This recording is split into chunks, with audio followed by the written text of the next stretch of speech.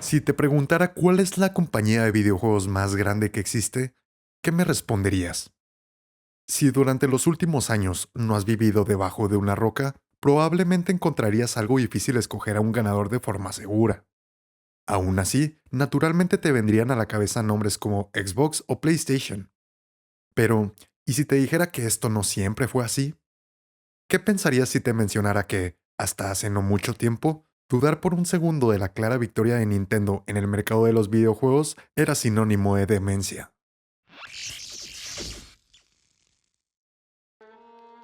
Decir que se trataba de un monopolio cuanto menos es ser generoso. Nintendo dominaba más del 90% del mercado, por lo menos en cuanto a videojuegos se refiere. Y no solo esto, la mayor parte de la industria de juguetes y consolas no parecía tener ni las más mínimas intenciones de proyectar un cambio, ya que dedicarle atención a cualquier empresa que no fuera como mínimo un afiliado de la corporación nipona era una estrategia de mercado perdedora. ¿Y cómo culparlos? Es decir, tenían una de las consolas más potentes del mercado, además de una trayectoria laboral que les había permitido popularizarse de forma global. No importaba en qué país te encontrases, escuchar el nombre de Nintendo automáticamente te obsequiaba una imagen de un aparato que se conectaba a la televisión, y por lo tanto permitía que el niño de la casa se entretuviese por horas sin estar molestando a sus papás. Sin embargo, dentro de toda esta hegemonía se encontraba un sólido competidor que no estaba de acuerdo con la situación. Uno que nunca había despegado un ojo de la compañía roja desde sus inicios. Para ese entonces ya existía una empresa con el sueño de destronar a este titán inamovible, y su nombre era Sega. Desde sus inicios, Sega nunca se preocupó por ocultar su meta de derrocar al magnate japonés. Quiero decir, la primera consola que vio la luz por parte de esta corporación fue lanzada el mismo día que la NES de Nintendo. No obstante, su competencia hasta ese momento había estado lejos de ser igualada. La mayor parte de las carencias de su rival eran compensadas con una gran biblioteca de juegos con historias más que emblemáticas. Estas comenzaban a dejar una huella no solo en la mente de los niños y jóvenes, sino también en su estilo y forma de vida. Seres de aspecto característico como Samus y Link empezaban a ser reconocibles sin la necesidad de verlos proyectados en la televisión mediante un cartucho de videojuegos. Sin embargo, entre todos estos personajes resaltaba uno en particular. Un hombre de baja estatura, de píxeles color rojo y azul, y un gran gusto por saltar. It's me, Mario. Este fontanero no podía haber tenido un origen más humilde y desconcertante a la vez. Planeado inicialmente para ser la primera incursión de Popeye en el mundo de los videojuegos, el italiano hizo su primera aparición en el juego Donkey Kong de 1981. A punto de ser llamado Mr. Video, Mario representaba el espíritu de Nintendo, pues no solo era un personaje sumamente carismático y reconocible, sino que también ostentaba el color insignia de la empresa. Sus juegos, además de ser muy entretenidos, escondían un desafío de habilidad dentro de su fachada de videojuego familiar. Si bien apelaban a todo público, el innegable origen japonés de la saga emergía a la luz cada vez que el jugador se veía con la necesidad de planear su próximo movimiento de forma meticulosa y disciplinada, para así lograr llegar al tan esperado final de nivel. Fue gracias a estas cualidades que Sega se dio cuenta de su error, pues con la estrategia que habían llevado hasta el momento no lograrían jamás competir contra Nintendo. En ese momento resultaba obvio que la rivalidad que tenían trascendía al simple hecho de mejorar los aspectos técnicos y gráficos de sus consolas. Finalmente entendieron que para poder derrumbar al gigante rojo también necesitaban contar con su propio Mario. Copiar los personajes de Nintendo como habían hecho hasta ese entonces ya no era una opción.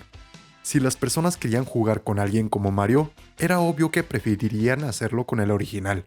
Necesitaban algo que los distinguiera. Si bien fuera un símbolo opuesto al fontanero, también fuera capaz de representar todos los principios básicos que ellos tenían como empresa. Fue por esta razón por la que el presidente de Sega en ese entonces, Hayao Nakayama, decidió lanzar un concurso interno donde se priorizaría desarrollar un juego para destrozar a Mario. Múltiples fueron los proyectos que se presentaron, pero entre todos uno en particular destacó. Yuji Naka, empleado de Sega desde sus inicios y creador de su videojuego más famoso hasta ese momento, había diseñado un prototipo de juego de plataforma que involucraba a un personaje que se movía rápidamente, rodando en forma de bola a través de un tubo largo y sinuoso. Sin embargo, el protagonista de su creación no había encontrado una apariencia física hasta que Naoto Shima entró en el proyecto. Fue así como juntos concibieron el juego de Mr. Needlemouse. quien milagrosamente ganó el concurso. No obstante, su diseño original era la representación típica de lo que la cultura asiática consideraba como rudo y en onda. El erizo se veía malvado y crudo, repleto de colmillos afilados, un collar con púas, una guitarra eléctrica y una novia humana cuyo escote haría que el pecho de Barbie pareciera plano. Aún así, gracias a la intervención de Tom Kalinske y Madeline Schroeder, el diseño pronto cambió. Mr. Needlemouse no solo se convertiría en la cara de la compañía, sino que también representaría su espíritu. El pequeño erizo se movería con una velocidad frenética, sin importar los obstáculos que se interpusieran en su camino, nunca se detendría. Estos principios, más un baño del estilo cultural típico de los 90, era lo que constituía la fórmula esencial del personaje. Los creadores buscaban captar la actitud de lo que sea, de Kurt Cobain, la elegante arrogancia de Michael Jordan y el comportamiento de hazlo de Bill Clinton. La mascota marcaría una nueva esperanza para Sega. El mundo entero olvidaría el nombre de Mario, para solo pensar en Sonic.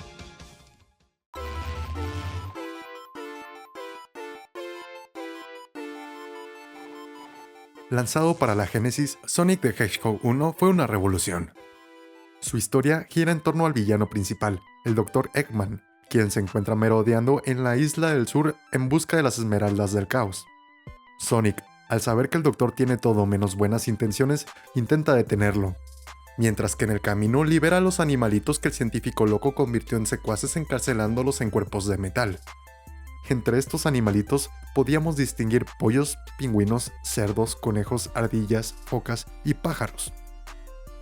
Ahora, hablando de la jugabilidad, su estructura no era nada del otro mundo, pues se dividía en 8 niveles. Claro, si cuentas al escenario especial como uno, y cada uno de estos a su vez se dividía en 3 actos. El objetivo principal era llegar a la meta con la mayor cantidad de anillos posibles, en el menor tiempo alcanzable. Estos aros dorados no solo eran un incentivo principal, sino también una forma de mantenerte con vida. Mientras los tuvieses, podrías recibir los golpes de los enemigos una y otra vez sin penalizaciones. De perderlos todos y ser atacado por el rival, te quedarías sin una vida, y a su vez, de perder todas tus vidas, el juego finalizaría. Bajo esta mecánica continuarían las novedades planteadas por el equipo de Sonic. En ese entonces, los juegos no te permitían guardar tu progreso. Siempre tenías que comenzar desde el mundo 1-1. Podías usar Warp Zones para saltarte muchos de los otros niveles, pero siempre tenías que jugar en el mundo 1-1. Hacerlo eventualmente se volvió un poco tedioso, así que siempre traté de pasar el nivel lo más rápido que pude. Así, conforme avanzabas dentro del escenario, te topabas contra unos postes que servían como un punto de guardado al cruzarlos como si de una minimeta se tratase. Además, la forma de moverse en los escenarios era completamente distinta. Ya no se trataba de Mario y sus lentos y meticulosos saltos. En el mundo de Sonic, el escenario te invitaba a recorrerlo a la velocidad más alta que pudieras alcanzar. No estabas limitado por una decisión correcta. Al caer en una nueva plataforma después de un salto mal dado, te dabas cuenta que no habías perdido, sino que se abría ante tus ojos un camino completamente diferente para recorrer. Y en estas rutas, al mismo tiempo, se encontraban monitores de computadora que al ser destrozados, te recompensaban con anillos, vidas, escudos o invencibilidad temporal.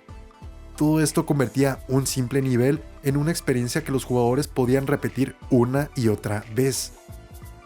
No perfeccionabas la única forma de superar un nivel, sino que en su lugar diseñabas tu propio camino para llegar al final.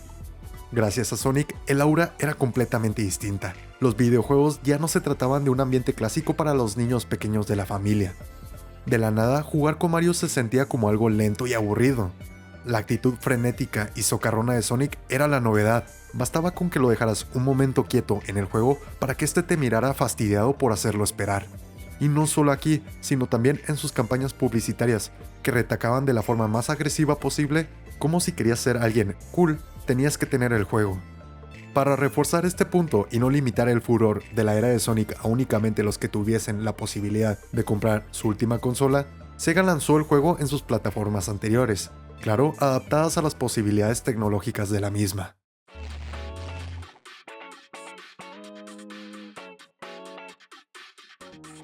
Gracias a Sonic, Sega había destrozado ese 90% del territorio mercantil de Nintendo, hasta el punto de convertirlo en un mucho menor 30%. y debido a este crecimiento exponencial, la compañía decidió crear una nueva división de videojuegos a cargo de Mark Cerny. El propósito de esta sección llamada Instituto Técnico de Sega era crear un programa para contratar jóvenes talentosos, y que así pudiesen aprender no solo de los experimentados maestros de Sega de Estados Unidos, sino también de los de Japón. Fue así como personas brillantes como Craig Steed se unieron al equipo, quien, como dato curioso, sería el futuro creador del clásico Spyro, el dragón. Mark tenía una idea clara una vez habiendo aceptado el papel de líder en este equipo. La secuela de Sonic no solo era necesaria, sino inevitable, y para su fortuna, entre los miembros de su nuevo grupo de trabajo se encontraba el diseñador del primer juego, Hirokazu Yasuhara. Sin embargo, únicamente contar con él no era suficiente. En su percepción, para crear una continuación exitosa se requería de la participación del equipo completo. Lamentablemente, para este punto, Yuji Naka se había hartado de la división de la empresa en Japón, ya que en su perspectiva habían muchísimos problemas profesionales como horarios de trabajo muy extenuantes y poca relevancia en la toma de decisiones. Estas quejas no detuvieron a Cerny, ya que bajo una promesa de un mejor salario y más poder ejecutivo logró reincorporar a Naka dentro de su equipo. Si bien Naoto Shima se había quedado fuera de este proyecto, pues se encontraba trabajando en un nuevo juego conocido como Sonic CD, el equipo presumía de 2 de las 3 mentes encargadas del éxito de la primera entrega. En septiembre de 1991, la fracción del equipo que provenía de Japón ya se encontraba en las instalaciones de los Estados Unidos listos para trabajar en la segunda entrega de Sonic, en lo que previsualizaban sería un proyecto de 11 meses. Sin embargo, este no comenzaría hasta noviembre de ese mismo año. Me las arreglé para reunir a 2 de los 3 miembros clave del Sonic Team, así que le hice la pregunta obvia al equipo de marketing: ¿les gustaría otro Sonic? Extrañamente la respuesta fue, y de nuevo, no bromeo: no, es demasiado pronto. Así que encontramos otro juego para desarrollar, y en noviembre, cuando estábamos comenzando, el departamento volvió y dijo: vaya, necesitamos el juego y lo necesitamos ahora. Así fue como el equipo perdió 2 meses en un calendario de 11 meses. Yuji Naka, una vez en su nuevo equipo, declaró que, bajo su mando, Sonic tendría un nuevo compañero. La idea de un multijugador era un concepto que había estado barajeando desde el título inicial, pero debido a las restricciones de tiempo nunca tuvo la oportunidad de implementarlo. Fue entonces cuando se llevó a cabo una competición interna dentro del Instituto Técnico de Sega, donde se pretendía encontrar al personaje que llenaría el papel del colega del erizo. Y si bien muchas ideas fueron propuestas, el zorro de 2 colas diseñado por Yasushi Yamaguchi resultó vencedor. En sus inicios el pequeño Vulpino ostentaba el nombre de Miles Prower, haciendo un juego de palabras de la unidad de velocidad en inglés millas por hora. Sin embargo, para concordar con la simpleza de los otros nombres de la saga y haciendo honor a las 2 colas que poseía el personaje, el nombre prontamente fue sustituido por únicamente Tails. Este cambio, no obstante, no complacería mucho a su creador Yamaguchi, quien tercamente mantendría el nombre de Miles en diferentes concept art e incluso dentro del mismo juego. La cantidad de trabajo y las restricciones temporales en sí ya eran preocupantes, pero la barrera cultural y del lenguaje no mejoraba la situación. La mayor parte de las reuniones referentes al juego eran habladas únicamente en japonés, desconcertando por completo a la parte anglosajona del equipo. Sin mencionar que, acostumbrados a su estilo de trabajo occidental, los empleados de Norteamérica se retiraban después de su típico horario ocupacional de 9 a 5, mientras que los japoneses podían dedicar horas nocturnas únicamente para continuar con su labor. Esto terminaría creando una gran discrepancia entre los resultados finales de los equipos, y por lo tanto, una carga de trabajo enorme para los veteranos japoneses, quienes se encargarían de pulir y unir las partes de entrega del producto final. Yo diría que fue Yamaguchi quien logró la apariencia final del juego. Se quedaba toda la noche y arreglaba todo lo que hacíamos mal. Era un tipo bastante asombroso. El ambiente cada vez se volvía más tenso, y el equipo de Sonic no tenía la oportunidad de disminuir el paso. Cada vez más gente se veía interesada en el juego, y los directivos no podían abstenerse de pedir avances y diseños, para así presentarlos como adelantos y demos en shows como el Nick Arcade y el New York Toy Show. Este frenético ritmo de trabajo y la cada vez más cercana fecha de entrega programada fueron las razones por las que muchísimo del contenido planeado nunca vio la luz. De las 18 zonas que pretendían incluir al lanzamiento del juego, solo 11 se terminaron de desarrollar.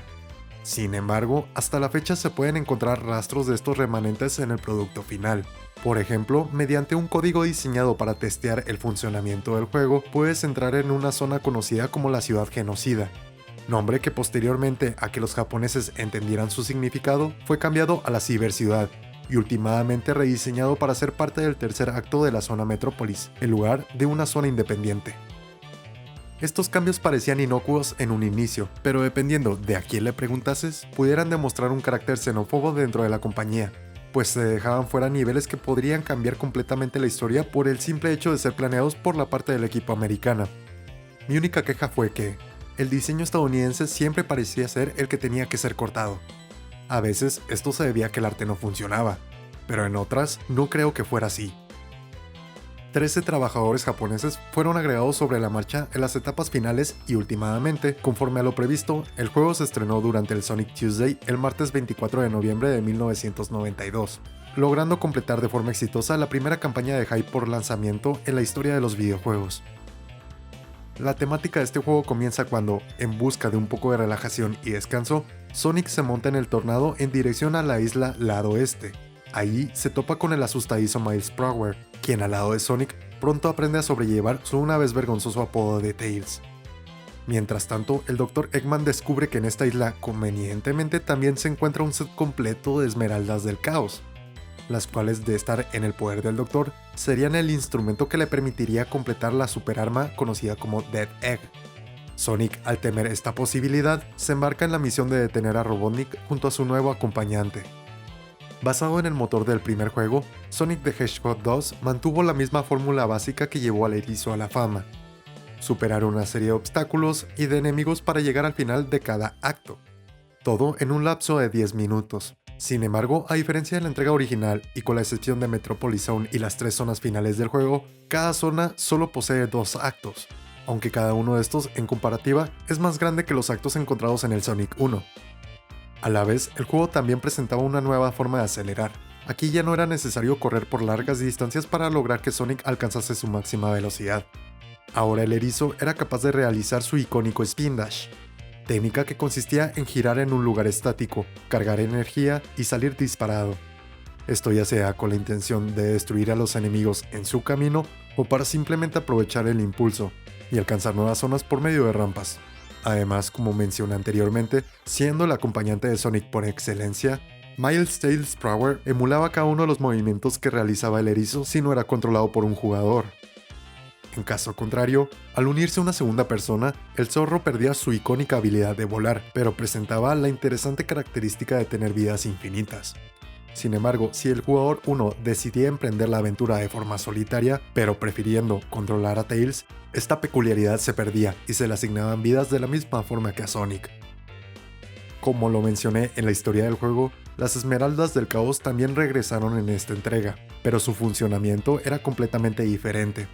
Si el jugador tenía 50 anillos mientras tocaba el poste que funcionaba como checkpoint, de la nada en la pantalla aparecía un aro de estrellas por un breve periodo de tiempo. Saltando dentro de él, el jugador era transportado a un escenario especial. De pronto, te encontrabas en un medio tubo tridimensional con el objetivo de recopilar una cantidad determinada de anillos anunciada al principio del nivel. De lograr alcanzar esta meta 3 veces, al jugador se le otorgaba una de las esmeraldas. Y aunque estas no eran imprescindibles para completar los niveles, sí eran necesarias para obtener el verdadero final del juego. Como incentivo adicional, si conseguías juntar las 7 esmeraldas, Sonic súbitamente se transformaba en su versión Super Saiyajin llamada Super Sonic, la cual, además de volverlo amarillo, lo dotaba de invencibilidad y super rapidez. De igual forma que en su primera entrega, que la consola estrella del momento fuese la Sega Genesis, no impedía que la compañía expandiera el legado de Sonic. ¿Tenías la consola anterior lanzada en 1985? No había que preocuparse, versiones alternativas de los juegos principales te esperaban en las estanterías de las tiendas. O quizás eras más de consolas portátiles, pues para ti también habían alternativas de juegos basados en la mascota de Sega. O incluso, eras lo suficientemente fanático de la compañía como para comprar el periférico conocido como Mega CD. Gracias a tu fidelidad, podías disfrutar de un juego de Sonic diseñado para sacar toda la potencia presente en los CDs.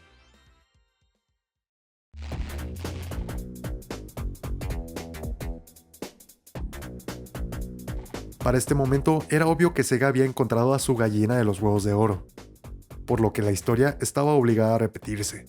La dirección principal de la empresa se acercó al Instituto Técnico de Sega en busca del equipo creador de su magnum opus. Aprovechando esta situación, una vez más el caprichoso Yuji Naka les exigió mayor poder directivo para poder seguir formando parte del equipo. Fue gracias a aquellas demandas que, a diferencia de los juegos pasados, él fungiría como productor ejecutivo en esta tercera entrega. Asimismo, y quizás por un racismo inherente en los nipones, exigió trabajar únicamente con la parte japonesa del equipo, relegando a la contraparte estadounidense a un proyecto alterno que finalmente sería conocido como Sonic Spinball. Si bien las exigencias del hombre eran claros destellos de una personalidad egomaníaca, también eran un precio justo a pagar, pues claramente poseía una habilidad muy grande para aportar ideas cuando menos atractivas. Entre los planes que el hombre pretendía incluir para esta secuela se encontraba la elaboración del juego desde una perspectiva isométrica. Esto lo pretendía lograr mediante el uso de un nuevo procesador que se encontraba en desarrollo gracias a la colaboración entre Sega y Samsung de ese entonces. Sin embargo, y como mencioné hace unos instantes, el equipo de Sonic no tendría suerte. Debido a las limitaciones temporales en el desarrollo del juego, la idea una vez más se vio descartada. Este impedimento estuvo lejos de decepcionar al joven Naka, pues junto con Yasuhara deseaban crear el juego más extenso y excepcional hasta la fecha. Roger Hector, director del STI y coordinador ejecutivo de Sonic 3, mencionaba que supo casi desde el principio que un proyecto tan ambicioso prácticamente sería imposible de llevar a cabo en la forma en que querían hacerlo. Había tantas ideas creativas que llevaría demasiado tiempo desarrollar un producto tan masivo. Inicialmente, el equipo hizo una lluvia de ideas con material para 2 juegos, y por lo tanto se decidió, creo yo, antes de la etapa del alfa, que tendría más sentido dividirlo en 2. Al igual que en la entrega pasada, se decidió realizar una inclusión nueva a la saga, un personaje que representaría ser el rival de Sonic en lugar de su compañero. Aunque originalmente fue concebido como un erizo, la idea cambiaría después de que se realizara otra competencia interna para decidir la apariencia del nuevo integrante. En esta ocasión, Takashi Yuda terminaría ganando con su diseño llamado Knuckles el Echidna. Cuando el esquema se presentó en un grupo de niños, la respuesta fue mayoritariamente positiva, a excepción de un solo elemento. El color verde realmente no parecía ser del agrado de los infantes, razón por la que actualmente Knuckles ostenta su clásico color rojo. Curiosamente, mientras se moldeaba el diseño del personaje, Sega estaba en proceso de llegar a un acuerdo de comercialización con Nike, razón por la que, a muestra de buena voluntad, se agregó el logotipo de la marca en el pecho del personaje. Desafortunadamente, el Echidna hace gala en su pecho del recuerdo de este fracaso comercial hasta la actualidad. Eso sí, con unos ligeros cambios para disimularlo un poco. Al igual que su antecesor, este título pretendía incrementar todavía más la cantidad de niveles disponibles para recorrer. Los primeros de los 14 niveles planeados serían la prioridad. Habiendo terminado únicamente 6 niveles iniciales, la pregunta de cómo se dividiría el juego emergió. Haciendo hincapié en permitir que los jugadores disfrutaran de ambas partes de forma independiente, al equipo de Sonic se le ocurrió el concepto de la tecnología Lock-On. Básicamente esta consistía en un primer cartucho capaz de ensamblarse en un segundo. Así podías disfrutar del juego independientemente de qué elemento tuvieses. Pero la experiencia completa con personajes, rondas bonus y 14 escenarios totales sería reservada únicamente para quienes tuvieran los 2 componentes. Además, si casualmente poseías el cartucho de la precuela Sonic the Hedgehog 2 y lo conectabas a este aditamento, desbloqueabas al Echidna como personaje jugable para sobrepasar los niveles de la segunda entrega. Y para los curiosos, si llegabas a insertar cualquier otro videojuego lanzado previamente a la salida de este, se desbloqueaba un minijuego especial llamado Blue Sphere, que cambiaba el diseño dependiendo del cartucho insertado. De tratarse del juego inicial del erizo, automáticamente desbloqueabas todos los modelos del nivel. Irónicamente, a pesar de ser desarrollado por la parte japonesa del equipo de Sonic, el lanzamiento de este videojuego en el país del sol naciente fue retrasado un mes en comparación a su lanzamiento en el lado oeste del mundo. Una vez en el mercado las 2 partes del juego, Yuji Naka y el resto del equipo japonés detrás del Instituto Técnico de Sonic tomaron la decisión de volver a su país de origen. En cambio, el otro integrante de la trinidad creadora de Sonic, Hirokazu Yasuhara, optó por quedarse en los Estados Unidos. Si bien las razones de esto no son claras, algunos rumores apuntan a las pocas ganas de seguir lidiando con Naka como la razón de querer quedarse en Norteamérica. La historia de este juego continúa después de que Sonic logra derrotar al Dr. Eggman. Al frustrar sus planes, el Deck Egg cae hacia la órbita de la Tierra para terminar estrellándose en las montañas de la Isla del Ángel. esta tierra había flotado por el aire gracias al poder de la Esmeralda Maestra, pero ahora, debido a una ladilla con forma de huevo con título de doctor, termina sumergida en el mar. Knuckles, el último Echidna y guardián del lugar, confunde la nave espacial con el huevo de un legendario dragón. Ok. Cuando confronta al Dr. Robotnik, este le advierte del peligro que corre, pues se encuentra en la mira de un erizo azul robador de esmeraldas. Días después, Sonic encuentra un anillo grabado con una escritura antigua. Por ello, recuerda una vieja leyenda sobre una civilización, la cual, debido al incorrecto manejo de un poder que no comprendían, termina junto a su isla suspendida en el aire. Después de investigar, Sonic se dirige a este lugar donde finalmente conoce a su gran rival. Manteniendo las mecánicas básicas de todos los juegos, se implementaron cambios pequeños pero significativos como la habilidad de crear un breve escudo al brincar una segunda vez en el aire, o por ejemplo, el hecho de que controlar a Tails en esta entrega no lo priva de su capacidad de volar. Básicamente, fuera de la novedosa opción de guardado, este título representaba más una expansión de las dinámicas ya existentes, tanto en el software como hardware, en lugar de un nuevo modo de juego.